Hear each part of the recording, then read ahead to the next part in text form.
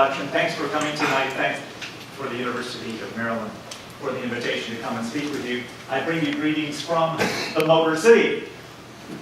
But I don't want you to think about it for the moment in its current guise. I'd like you to go back with me 300 years to think about why this place is where it is. And this picture, which shows the city of Detroit in green and many of its suburbs in yellow, and Ontario, Canada, right there, just to the south of it. What? South? Yes. This is the only place in America where you can look south and see Canada. This place started because of a quirk of history in which this stern-looking gentleman, one Antoine de la Mothe Cadillac, was sent by the French garrison in Quebec, Canada, to scout the Great Lakes to find a place for a new fortification to stop those pesky Brits from invading French-held North America through the waterways. And so Cadillac surveyed many spots on the Great Lakes and found this one particular location optimal, right here. And so he called that spot,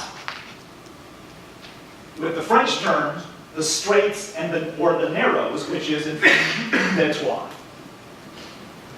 It's ironic because we know Detroit has not been on the straight and narrow ever since. Be that as it may, it was a perfect place for a fort. It was narrow enough that a French cannon could cover the entire width of the river, and indeed it was a huge military success. Well, please fast forward 200 years. Not 1701, when Cadillac arrived here and set up one of the oldest cities in America, but 1901. No longer was this place a military bastion. No longer was this a place where beaver pelts were traded for whiskey. No, this was a place where the most influential durable good of the 20th century was about to be produced with mass production techniques that the world had never known before. And in the ensuing half of the century, this place grew from the 25th largest American city to the 5th largest American city. And its workers and its producers became the richest American city by many standards, a city that was at the heart of that statistic that Jim quoted a moment ago, where 99% of the cars that Americans drove were not only American-made, but most of that 90% were built in this place. It was, in the early 1950s, the place where the world went to see the miracle of mass production, to see what it meant to have a powerful union coupled with a powerful industry that spread the wealth so evenly that blue-collar workers with only a high school education could get a middle-class lifestyle, could buy a home, could buy a car, could buy even a boat and a cottage in northern Michigan. It was middle-class nirvana for the working class. It was to last only a generation. And in the subsequent decades, this place of worldwide fame for prosperity has morphed into the international poster child of urban dysfunction. How the hell did that happen? Well, that's what I'm trying to find out. And that's what this lecture is all about. I'm trying to give you a diagnostic portrait of this place. I'm trying to give you a metropolitan MRI that looks below the surface of the place, which is blown all out of proportion, most media accounts, to really see what makes this place tick. I want to find out what drives Detroit. Why is it the way it is today? And how did it get there? My thesis in trying to answer this big question, in summary terms, goes as follows. I'm going to argue that Detroit and the people who live here have fundamental human needs, which I'm going to call respect. And these needs have been frustrated by three features which are extreme characterizations of the Detroit metropolitan area. These three features are what I call the economic engine of anxiety, the housing disassembly line, that's not a typo, the disassembly line, and the dual dialectics of power struggles. I'm next going to argue that in light of these frustrating features of our metropolitan area, Detroiters have adapted through individual and collective means to try to get respect somehow. Unfortunately, these adaptations, which have taken the form of oppositional identity and scapegoating on the individual level, and unionization, segregation, jurisdictional fragmentation, and identity politics on the collective level, have become collectively irrational. They have created a dysfunctional metropolitan area. So, that's my lecture in a nutshell. If you want to take a 45-minute nap, we'll come back later if you want to miss the thing. But if you want to hang around for the ride, I think you might enjoy it. So, let's go. Well, start with some fundamental psychological principles. What do the citizens of a metropolitan area want? I think fundamentally people around the world are ultimately out to get three basic classes of resources. First of all, physical resources, food, clothing, shelter. Social resources, love, status, affirmation, community. Psychological resources, identity, esteem, efficacy, purpose in life. Now, I'm going to bundle these three sets of resources together in a term that I'm going to call from now on respect. So, people are on a quest for respect. We're all academics here, so we all have to be careful in citing our sources, right? Well, I have to confess that I borrowed this term, respect, from Detroit's most famous sociologist. I'm speaking, of course, of Aretha Franklin. You may recall the song. What you may not recall is this interesting factoid. 1 month after the song Respect, sung by Aretha, reached #1 on the American pop music charts, Detroit broke out in the most damaging racial riot in the nation's history. Is this a historical accident, or is it saying something deeper about what drives Detroit? You be the judge in a few minutes. Well, I've argued fundamentally in this book that Detroiters' attempts to get respect have been frustrated by three features of our metropolitan area that set us apart, that make us a distinct place, although in degrees other places have it as well. The economic engine of anxiety. Our economy has for over a century been dominated by an oligopoly, meaning production by the few, of an industry that produces a durable good, i.e. the automobile. And that has certain consequences, which I'll explain in a moment. Second disrespecting feature is our disassembly line. The way we produce housing in neighborhoods, we actually have a perpetual excess supply of housing in Metro Detroit that has been ongoing for decades, and most of that excess supply has been built at the fringe of the metropolitan footprint, constantly expanding the size of the metropolitan area. And the last feature is the dual dialectics of power struggle. Struggle on one dimension, on a racial dimension between blacks and whites, and on a class dimension between labor and capital.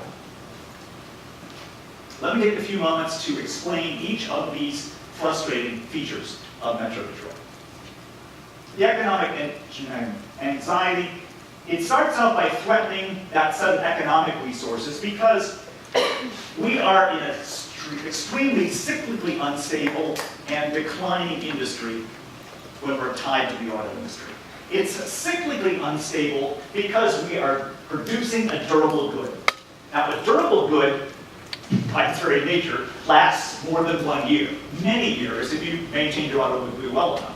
What does that mean? Well, it means that in boom times in America, when people have flush with money, they buy new cars. So Detroit's doing very, very well right now and in other times of economic growth in the United States. But in recession times, when people need to tighten their belt, they don't buy new cars, they just drive their older car longer and longer, and the demand for automobiles in Detroit goes way down. So what that means is the nation over time may see a business cycle that goes up and down in terms of prosperity. The Detroit metropolitan region sees a business cycle that goes like this over time, much greater amplitudes of ups or downs, much greater insecurity of people's livelihoods, because even if you don't work for the auto industry directly, you work for it indirectly in Metro Detroit, because that's our major export industry. Impose on this highly amplitude business pattern a long-term trend in the decline of employment in the automobile industry, employment especially of less skilled blue-collar workers. That long-term decline in employment is due to a lot of forces, automation being the prime one, outsourcing to other nations being another one. But the result is very clear that the auto industry is not the nest egg of employment for Metro Detroit like it used to be. To give you some sense of that, the number of manufacturing jobs in the city of Detroit has dropped from 333,000 in 1947 down to 23,000 the last year. If it wasn't bad enough to have this anxiety over your economic future, the auto industry has imposed strong insecurities when it comes to our social and psychological resources as well. Assembly line work by its very nature is demeaning. I had done it as a teenager, and I can personally testify to the fact that it is crappy work. It is de-skilling, it is numbing, and it can be downright dangerous. Superimposed on that, a history of very repressive management practices in the automobile industry, and you have dynamite. Now, this long history of oppressive management goes way back to the origins. Henry Ford, 1914, a radical step, paying his workers at the Highland Park factory adjacent to the city of Detroit $5 a day. A miracle, people said. It doubled the wages that were currently being paid by other automobile manufacturers in Detroit. Well, that was heralded as a great gesture on the part of Henry Ford, but what people don't realize is that $5 a day came with a catch. The catch was the Sociological Department, not to be confused with a Sociology Department at a university. This Sociological Department at Ford Motor Company was a set of domestic spies. What they would do is drop in unannounced at workers' houses to make sure they were behaving like good little Henry Ford employees should. Now, there were a variety of infractions that could get you disqualified from that great $5 a day wage. Are you ready for them? Gambling, drinking, poor hygiene, buying on credit, and worst of all, having a wife from the labor force. Because Henry only hired men, and a woman's place was in the home providing sustenance for that hard-working Ford employee. When I look at all these criteria, I wonder how many on the faculty at the University of Maryland would survive the $5 a day wage for Henry. And I also might wonder which one of these criteria weeds out most of them. But anyway, we won't go there. And you may say, well, George, that's way back in 1914. Can't you come with something a little more recent? Okay, how about James Johnson, 1971? James Johnson was an African-American auto worker. He worked at the Eldon Avenue Chrysler factory on the east side of Detroit. And like many auto workers, he was abused in a variety of ways by the petty tyrants of the day, the shop foreman. Finally, he had had enough. He cracked, and like all good Americans who go off their rocker, what does he do? He goes and buys a gun. And he bought a rifle, brought it back to the factory, shot his foreman, shot two other foremen to make it a trifecta, and then peacefully surrendered. He, of course, was arrested and charged with first-degree murder. The court, this is where it gets interesting. The defense lawyer, in a stroke of brilliance, had the jury and the judge take a tour of the Eldon Avenue Chrysler factory, the place where Mr. Johnson had been working. After looking at the working conditions there, guess what their verdict was? Not guilty for reasons of insanity. Literally proving in a court of law that working in an auto factory can drive you insane, can drive you to murder. That's the kind of industry which is our economic base.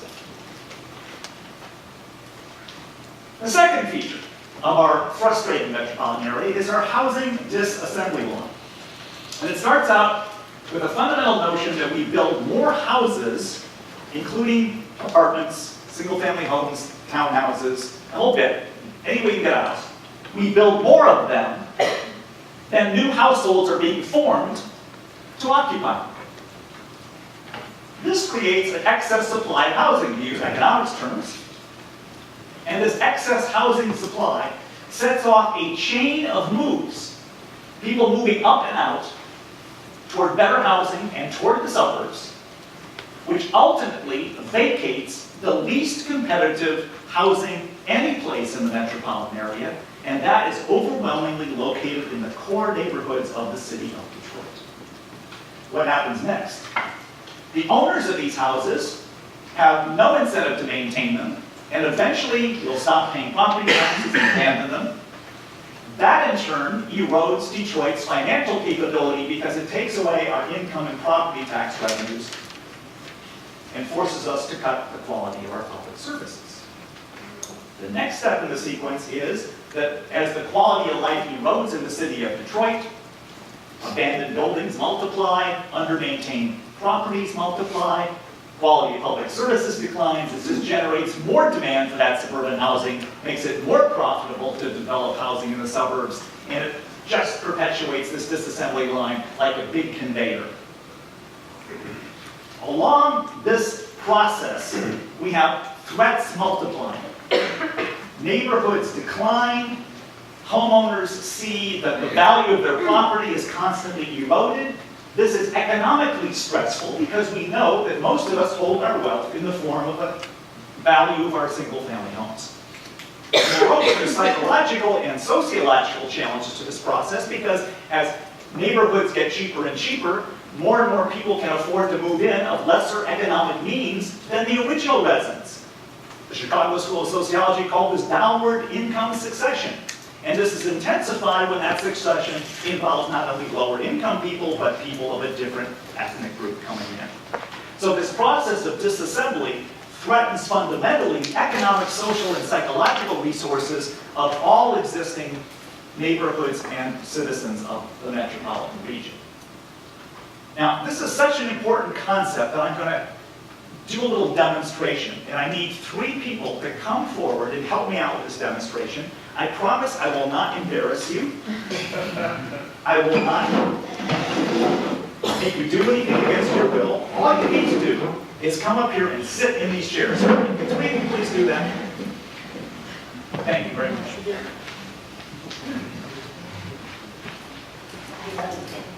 Now this is a demonstration of the chain of moves, and so I'm going to have some theme music here. Need one more person. Don't be shy.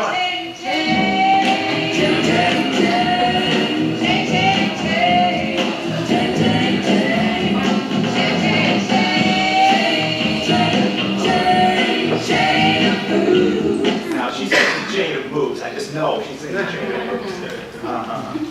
All right, now each of these lovely people represent a household and a house in a particular neighborhood. All right, so they're wonderful archetypes here. So this person represents a household that is occupying a house in this location, which happens to be an older neighborhood in the city of Detroit. Okay, so keep your eyes on her for a moment. Okay, this person is representing a middle-income household in an inner-ring suburb of the city of Detroit. He's occupying this house. This person is a higher-income person in Metro Detroit occupying a relatively new house on the existing fringe of the metropolitan area. Everything cool so far? Notice we have a balance between supply and demand in our little housing market here. We have 3 houses occupied by 3 people. Everything's fine. Until, dun, dun, dun, dun, I show up, the developer. Hello, everyone. A brand new house just got built out here in the farmland, but boy, is it great. Look, it's got height. It's got all the latest features. It's got granite countertops. It's got everything you might want in a new house, including being farther away from them. Anyway, wouldn't you love to step up to this house and show that you are the highest status person in this metropolitan area? Of course you would. So, in you go. And the seller of this house, maybe this gentleman goes, plays the same game with you. Wouldn't this be a step up for you, sir? Please, buy my house and it will signal that you've made it in the world. creating this vacancy. The owner of this house, maybe you, or maybe if you were a renter, the absentee owner, doesn't matter, says, I want a tenant in my house. Would you like to move into my house? It's certainly better than where you live. Come into this inner suburb. And then the owner of this house goes,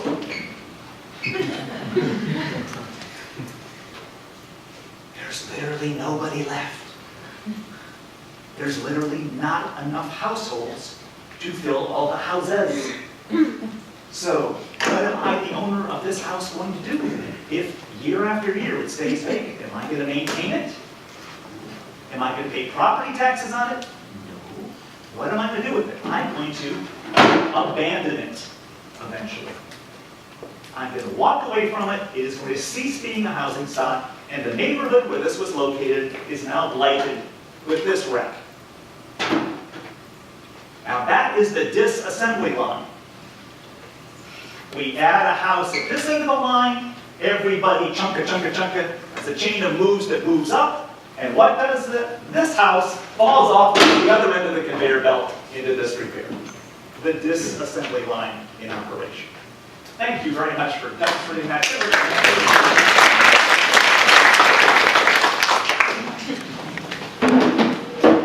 So, that's how this has been working. Let's see if I can use some facts besides this case study. Okay, I've said that it starts out with this excess supply. The numbers are staggering.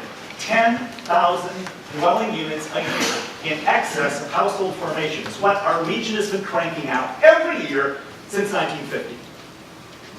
Think about that. For every year since 1950, our region has built 10,000 more houses than we needed, thereby rendering redundant almost an equal number of houses someplace else in the metropolitan area.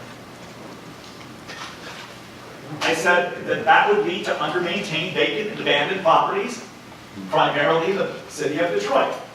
Is that true? Yes, 30% of the land area of the city of Detroit is now vacant. 30% of my city is vacant. I said that would lead to erosion of our income and property tax revenues and the quality of public services. Has that happened? Yeah, the assessed values, the total value of properties in the city of Detroit has dropped 79% since its peak in 1950. The value of its income tax revenue that it levies on residents has dropped 76% since its peak in 1972.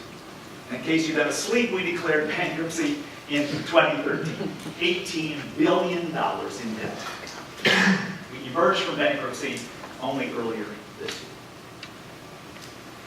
Last I said that all of this process of decay in the center city would lead to simply more demand for suburban housing and more people running away from the city of Detroit. Indeed, our city has lost over 60% of its population since its peak sometime in the early 1950s when Bill Bryson was writing it, or speaking about that. Well, those are the statistics, but there's another way to see the issue. It's that. I took this picture about a mile away from where I live in Detroit. Does that give me anxiety? Hell yes. All right, the last element of our metropolitan area that frustrates us is what I call the dual dialectic of power struggles between blacks and whites and labor and capital. I started with this slide, which is one of 4 panels of the famous Diego Rivera mural from the Detroit Institute of Arts Museum called Detroit Industry.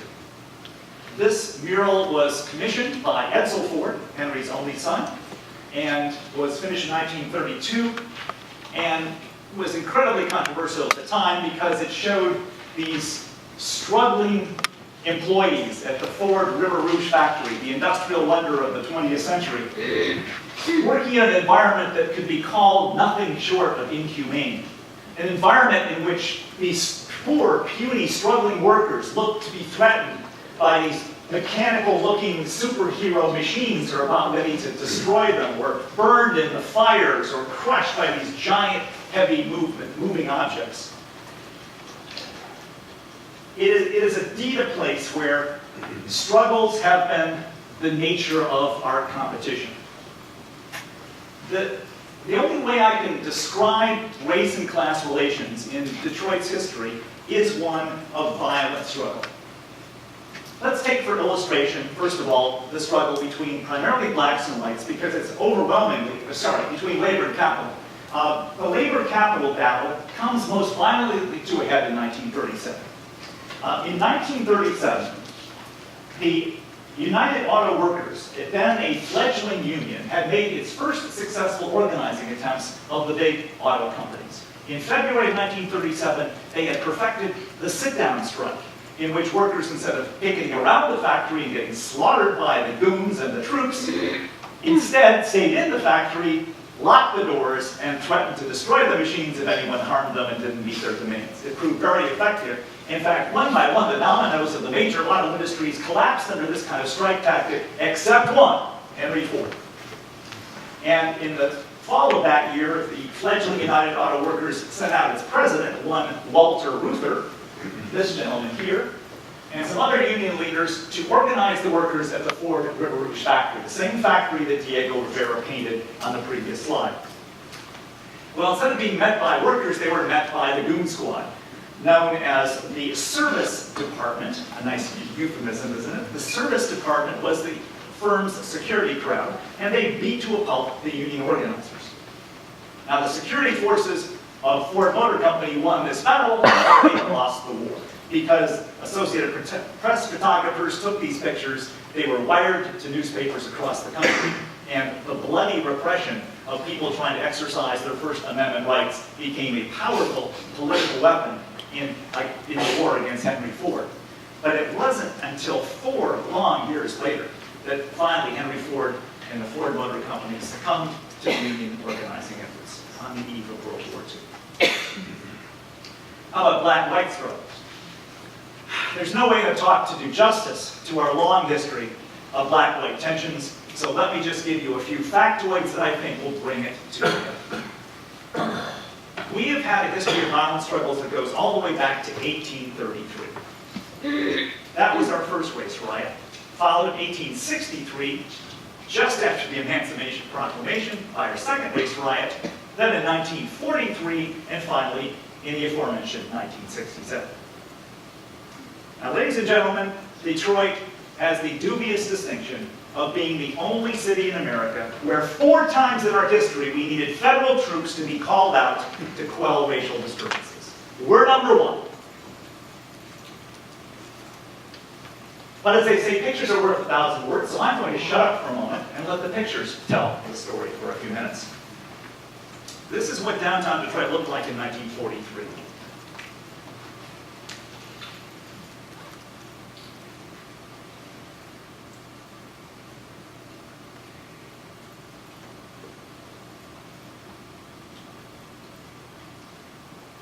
Switching to 1967.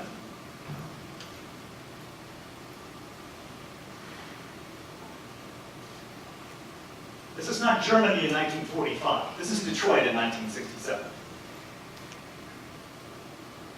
Now, since that time, we haven't been as active in shooting at each other in the street.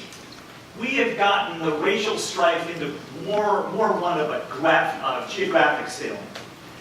Ones where the segregation is by residence, and the segregation splits us along racial lines and splits us along class lines. It's a race-class segregation pattern that is like none other in the United States. Let's start with the race dimension. To give you a sense of racial segregation in the city of Detroit, I'm going to play a series of maps which flips through census years. And the geography, again, as you may recall, is these white spaces outside the city boundary of Detroit are all suburbs. This is the Detroit River, or Detroit River, if you prefer. The narrative is down here.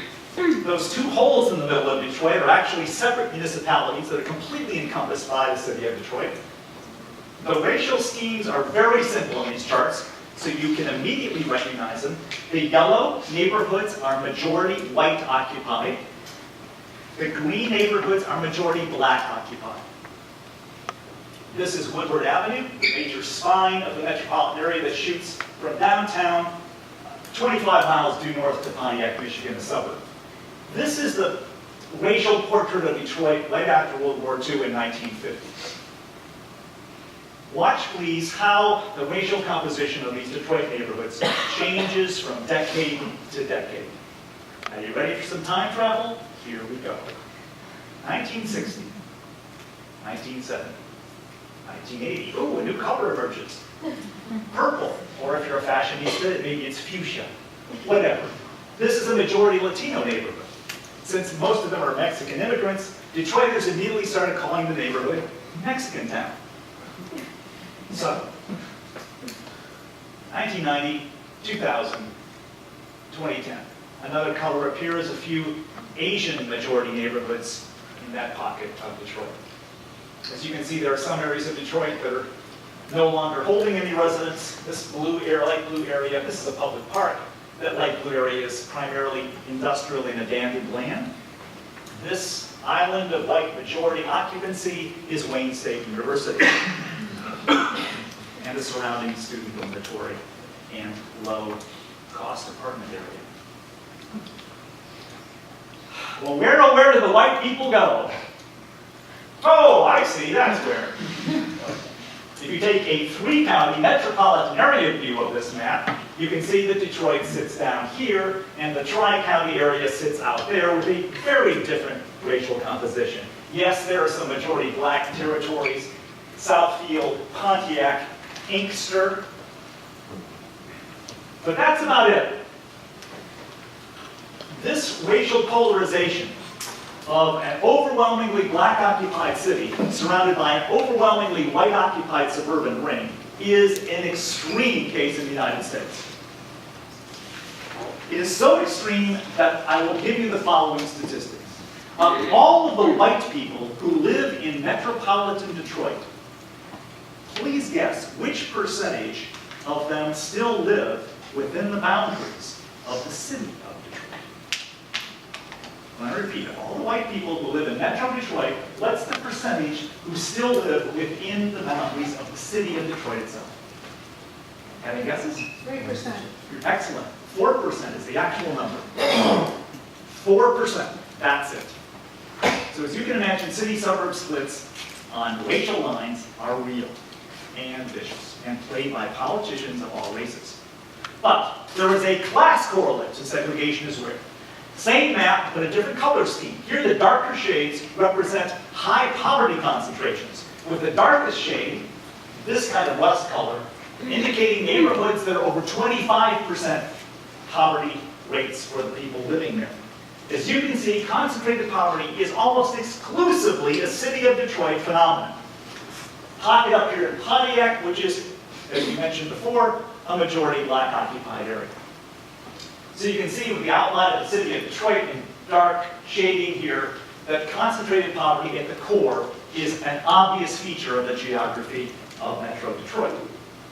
If you put the race and class segregation pattern together, I think you could call it fairly a donut pattern. Why is the donut metaphor fit? Well, because Latino and black minorities overwhelmingly live in the hole in the middle, and white folks live on the outside where all the dough is. That was supposed to be a pun.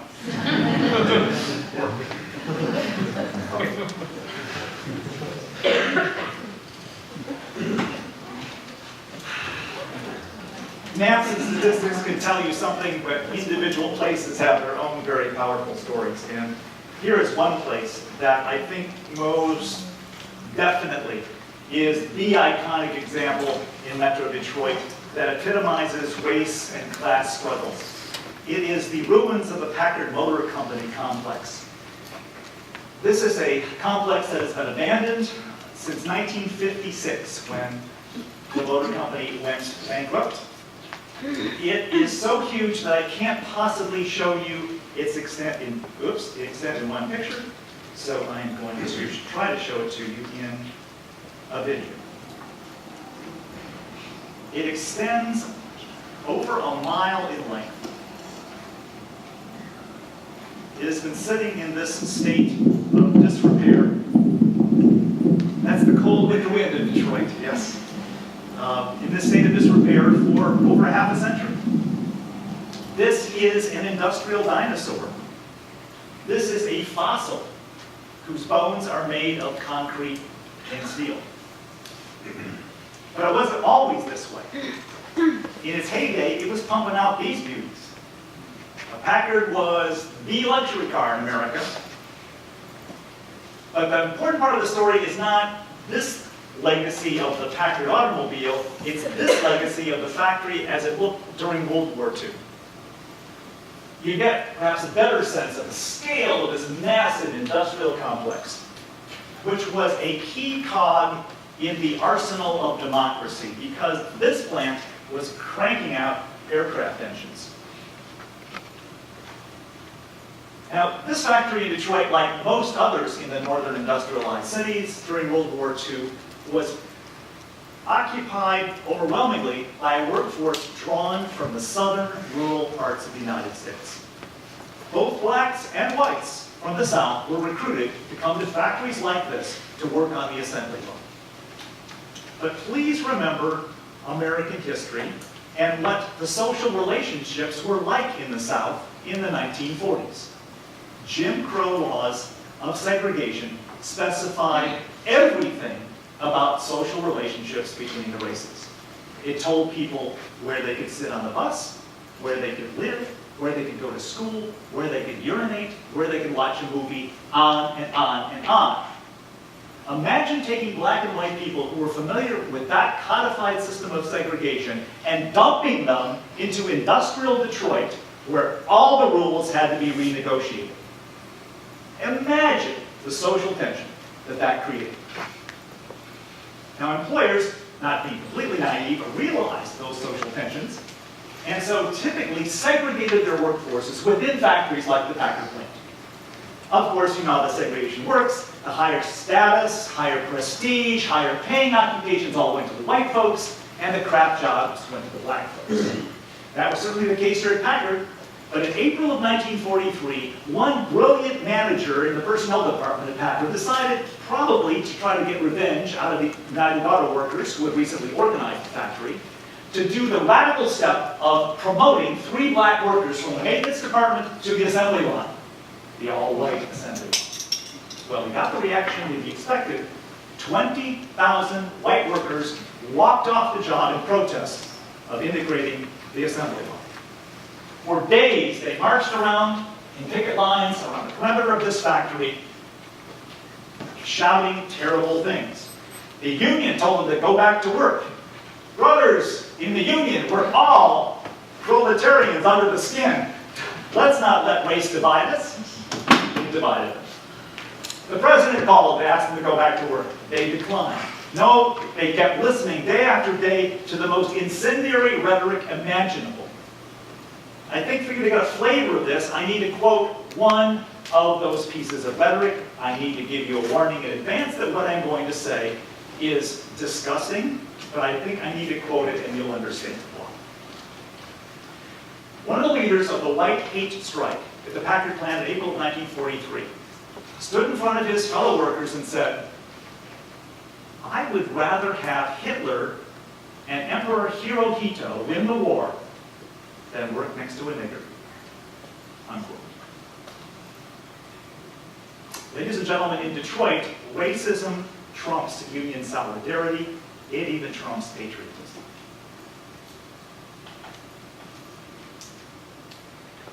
So what have I said so far? I have said that Detroiters' quest for respect has been frustrated for generations by 3 features that define our region: the economic engine of anxiety, the housing disassembly line, and the dual dialectics of power struggles. All of these forces work in conjunction to create insecurity in people's livelihoods, neighborhoods, home values, social status, self-esteem, and personal safety. Metro Detroit is a place that deeply disrespects the individual. It gives you a punch in the gut every single day. Now, this statue sits at the core of our central business district, at the intersection of all the major axial roads in the city. It's the equivalent to placing the Washington Monument, okay? That prominent spot is where this statue sits. Now, supposedly, it is to celebrate homegrown, world-weight champion boxer of the world, Joe Louis. I think it symbolizes a lot more than that, don't you? so what? So we have a frustrating metropolitan area. Well, we're Detroiters, Dan. We don't take things lying down. We're going to get respect somehow, and so we try to adapt. And we do this, first of all, with individual psychological adaptations. One of them is oppositional identity formation. What do I mean by that? I mean that we in Detroit tend to define ourselves and our groups not by our own positive attributes, but by the negative attributes of other groups. It's as if we're saying, well, I'm not quite sure who we are, but I know we're better than you. And we're surely better than you. And Lord knows we're way better than you guys. Now, what that kind of mindset means is that we are vulnerable to a zero-sum mentality. A zero-sum mentality meaning I can't let you win anything because that means I will lose.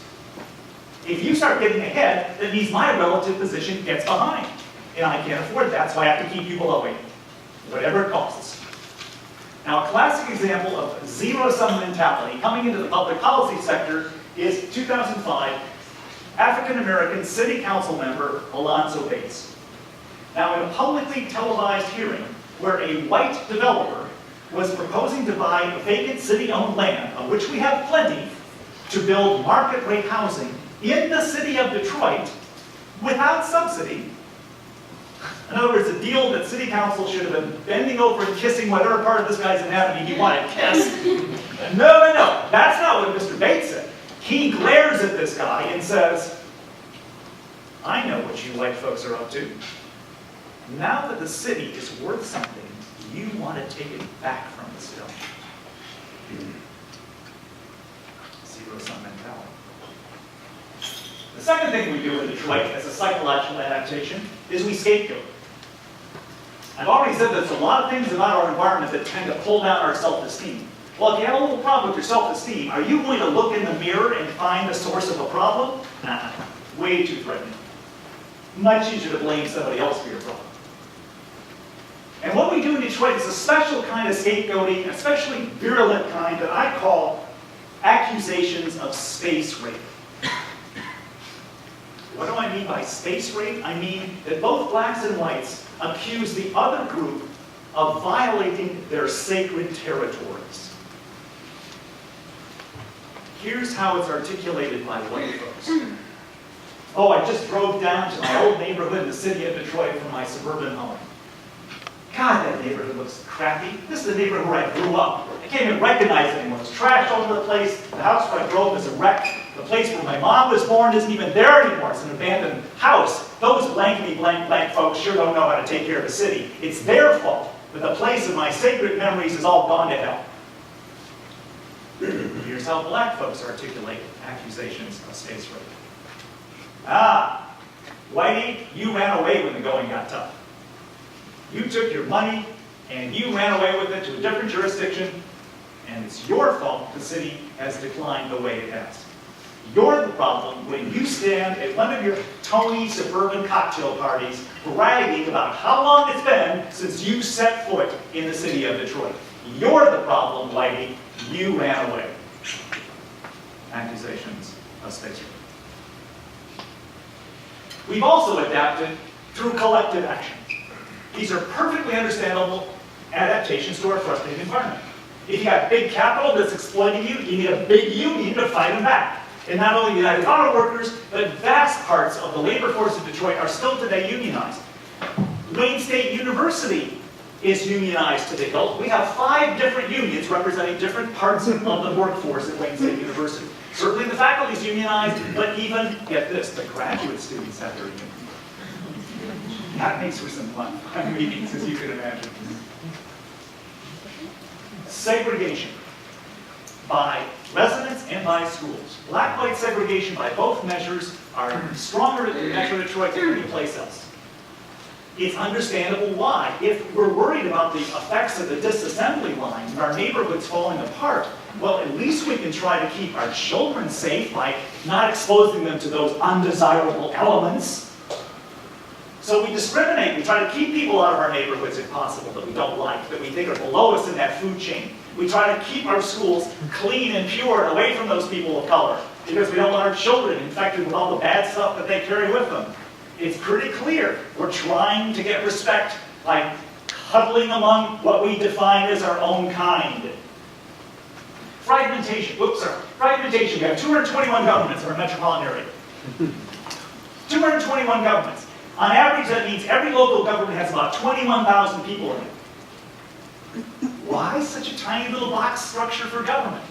Because we have a vestige of power when we have it that small. We have some sense that our vote counts. We have some sense that we might even know the people that we're electing, and that gives us some tenuous grasp on power in an otherwise metropolitan area that keeps stripping power and efficacy from us. And last, we play identity politics. A politics where we don't necessarily vote for the candidate who is the smartest or most competent or most experienced or the person who has the most appropriate policy agenda. No, no. We vote for the person who is like us. And the classic player of identity politics is former Detroit Mayor Kwame Kilpatrick. Now, I take you back to 2005. The re-election campaign for Mr. Kilpatrick was in swing. He is ending his first term in office, and there are whiffs of scandal. These whiffs would later become stenches, but we don't know that yet. In 2005, he was challenged by a very powerful challenger, one Freeman Hendricks, former deputy mayor of earlier Mayor Dennis Archer. Very highly skilled, competent, honest, squeaky clean, physically attractive, articulate, diplomatic. Kwame Kilpatrick was in big trouble, and he knew it.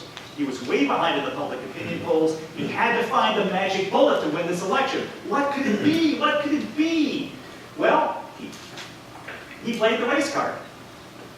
Now, wait a minute. If you know about the situation, you're realizing, how can he play the race card? Kwame Kilpatrick is African American. Freeman Hendricks is African American. What race card is there to play? Kwame did his homework. He found out that Mr. Hendricks was the son of a black American soldier stationed in Germany after World War II and a white German mother. There's your campaign issue. Vote for the real black man, Kwame Kilpatrick, not that half-breed Freeman Hendricks. Now, he didn't say it quite that blatantly.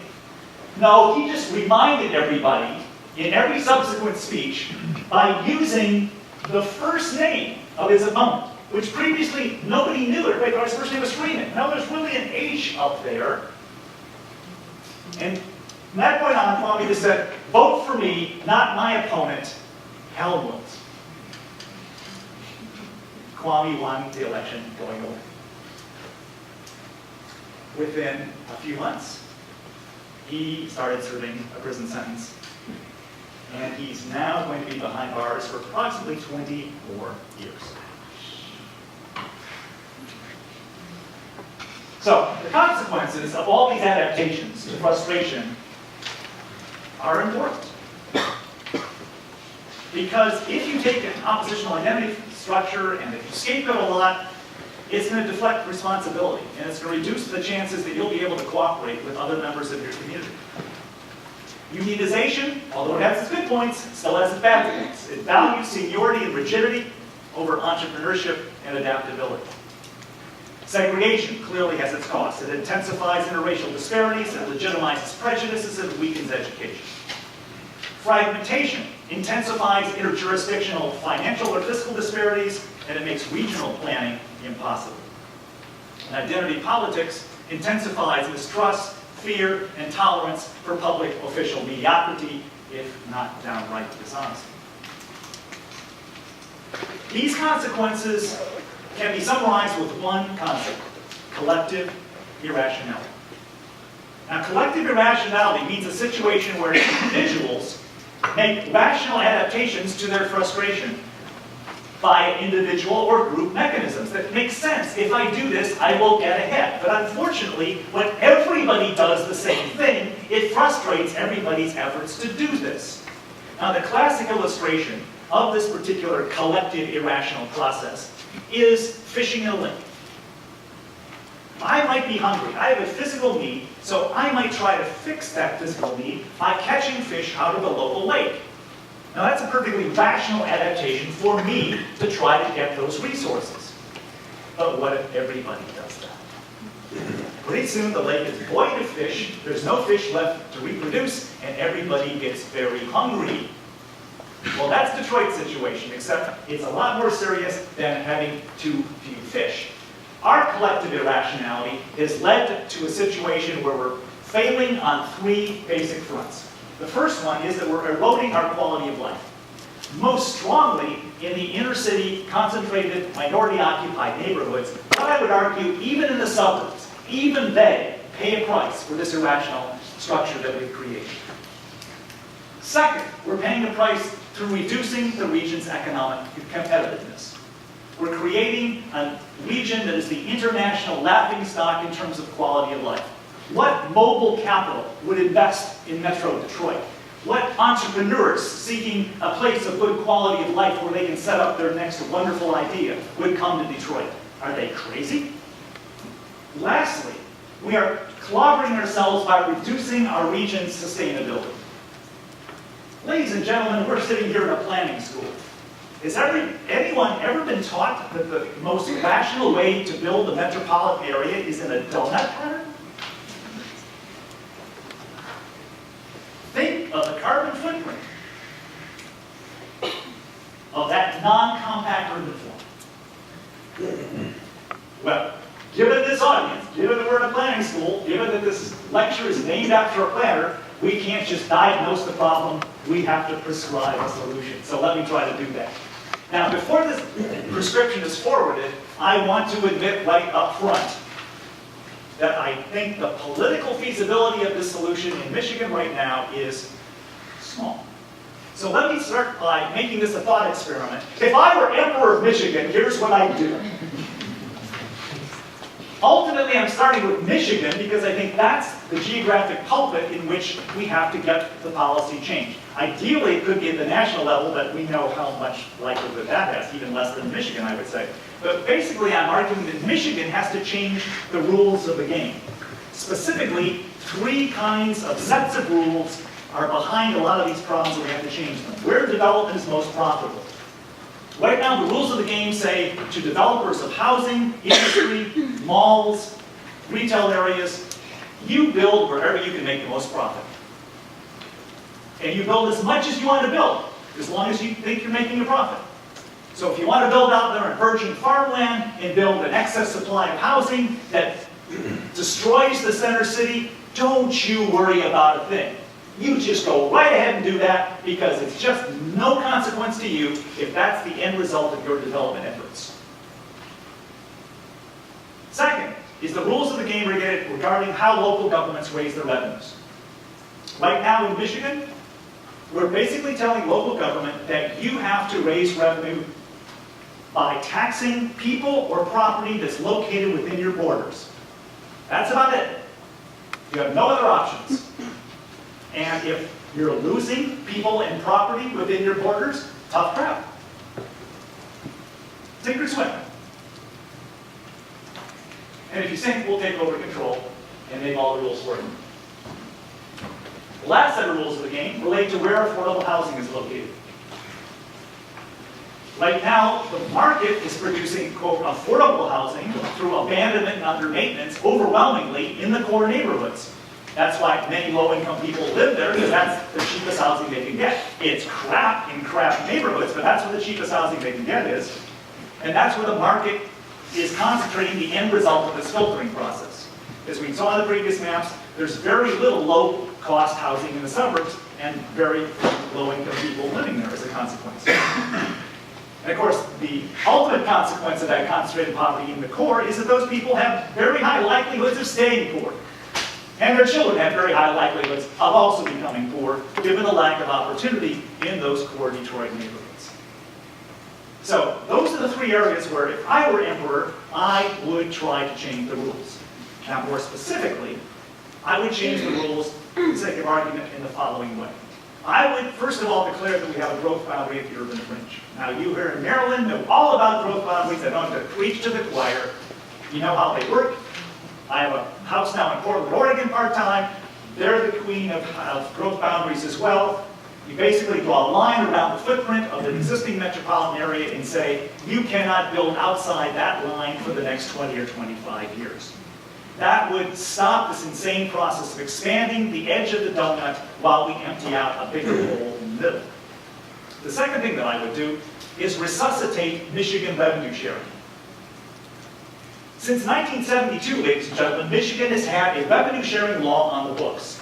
It says that a fraction of the state's revenue that it collects through its state of Michigan sales tax is to be redistributed by a formula to all of the municipalities across the state, with cities that are in more financial need getting a better, bigger share of these redistributed funds.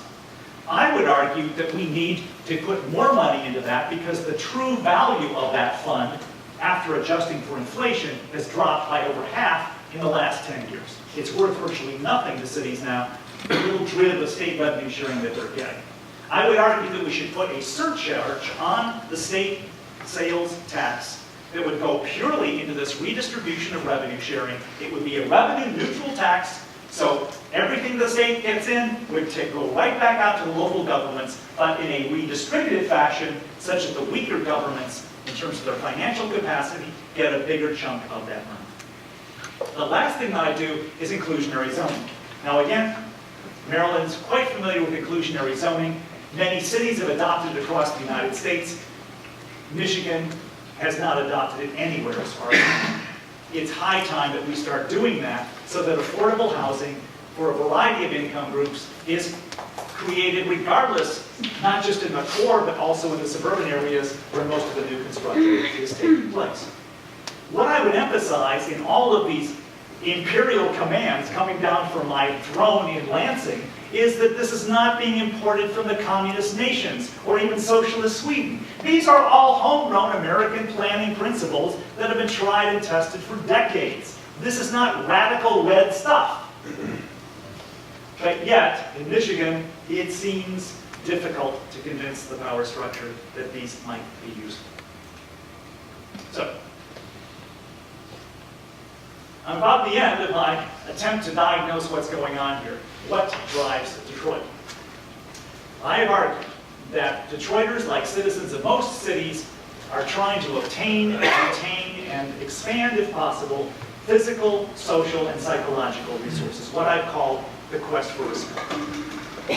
I've next argued that Detroit metropolitan area has systematically frustrated our attempts to gain these resources because of its economic engine of anxiety, our fundamental economic base, because of our housing disassembly line, the fundamental way that we build our housing in our neighborhoods, and because of our dual dialectics of power struggles.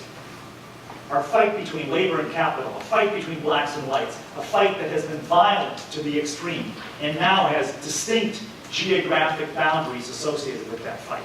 Camps of one person or class of persons or race of persons, distinct camps segregated across the metropolitan landscape. I've said that we've adapted to these frustrating circumstances in which we find ourselves through individual adaptations of oppositional identity and scapegoating, and collective adaptations of unionization, segregation, fragmentation, and identity politics.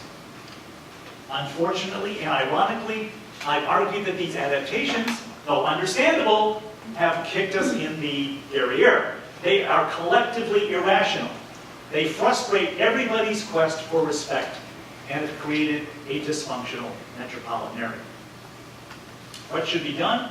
I've argued that some tried and true planning solutions are appropriate for metropolitan Detroit. The state of Michigan has to require a change in the rules in a variety of areas, but I would argue the areas most crucial are where development is most profitable, how local governments raise their revenues, and where affordable housing is located. If you want to find out more about Detroit and the diagnoses and the prescriptions, I would encourage you to get Driving Detroit. The book is not only stealth social science, but it's enlivened with snippets from Detroit-based poets, song lyrics from Detroit-based songwriters, photography, oral history, and if you buy a copy tonight, if you'd like, I will sign it for you. It's no extra charge, but infinite extra value. Let me leave you with this. Next time you hear the song, listen do it with different ears. What you want, baby, I got it. What you need, you know I got it. All I have to do is follow the respect just a little bit, hey, baby, just a little. Just a little bit. That's all we need. Thank you very much for your attention.